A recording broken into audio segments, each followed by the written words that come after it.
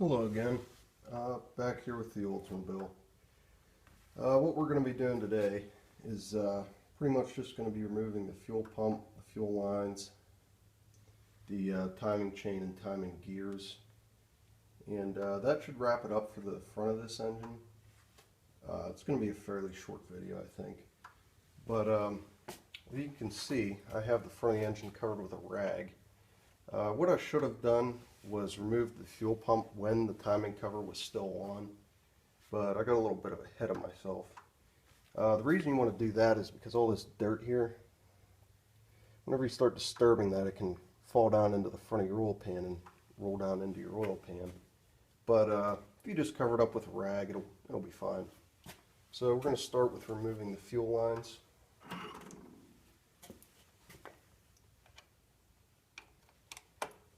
Undo this clamp at the top here. Now just be careful. There may still be some fuel left in here.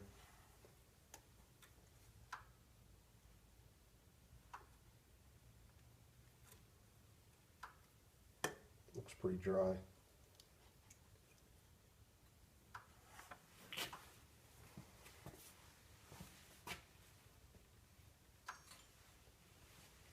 I believe this is a 5/8 down here. It is. Break that loose. We're just going to break this one loose and kind of let it hang out of the way. Don't need to remove it the whole way. Now you have your supply line and I believe your return line. I believe that return line is for the float in the carburetor if it's shutting the needle valve, and it's still pumping fuel, so it needs somewhere to go. So I think it just returns back to the tank. Just pull those clamps off. These hoses are two different sizes, so they pretty much only just fit on the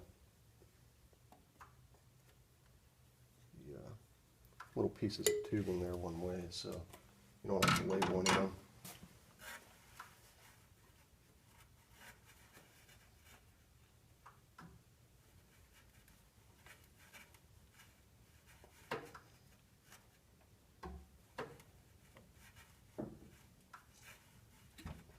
One. There's the other. I believe the mounting fasteners are 1/2 inch. It's just one at the bottom and one at the top.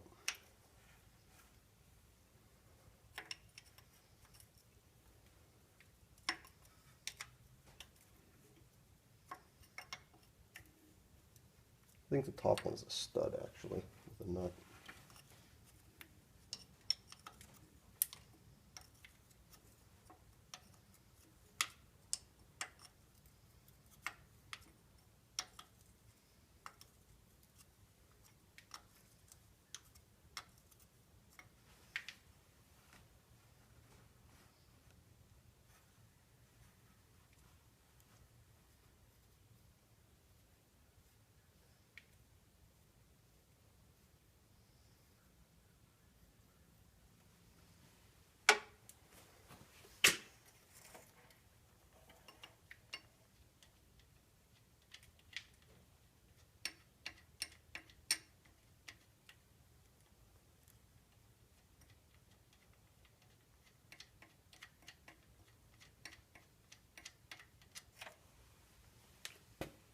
There's a washer behind this top one. Just want to make sure it comes off so you don't roll it down into the engine.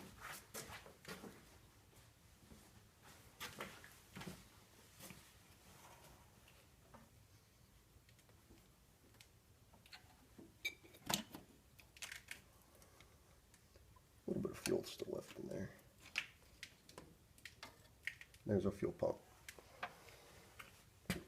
Now, whenever possible, I like to put fasteners back to where they came out of so I don't lose them. I know where they go. I'm just going to put that washer back on with the nut.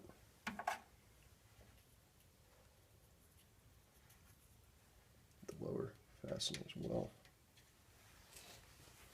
Okay, with that out of our way, we can remove our rag. And if you noticed in the last video, I believe you could see that there was still, in these ports, there was still coolant in there.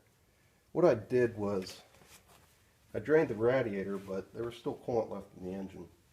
So what you do, is this plug right here, and there's another one on the exact opposite side.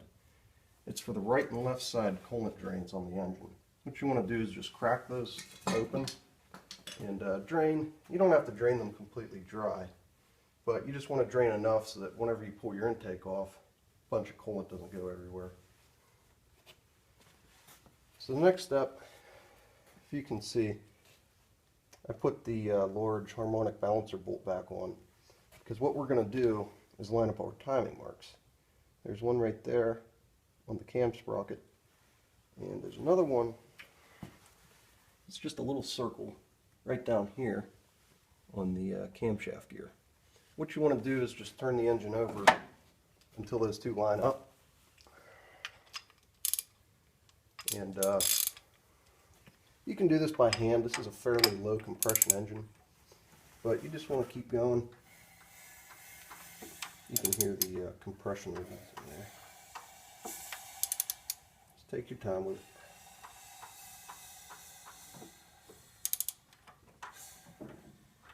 Till those two marks line up. Right there with that one. And this is also a good time to check your slop in your timing chain, see if it needs replaced. Pretty much all I do for that is I'll just squeeze like this. See that slop? That's not good. This timing gear set will need replaced. It's just a little bit too much slop.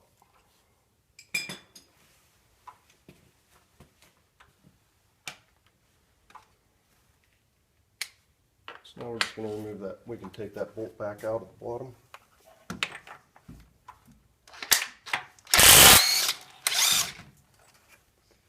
And we can take our cam sprocket bolt out of the top there.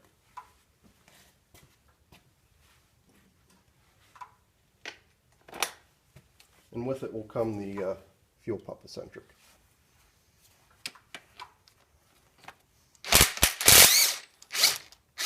Now I'm using this impact driver just to remove the fasteners. Whenever I put them back in, I'll use a torque wrench with the specified torque. And with that, should be able to just wiggle our sprocket off.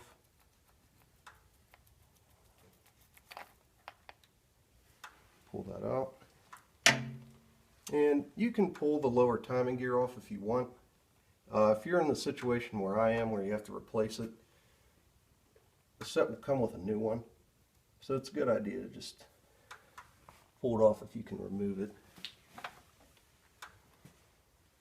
But for right now, I think I'm just going to leave that on. I'll remove that later.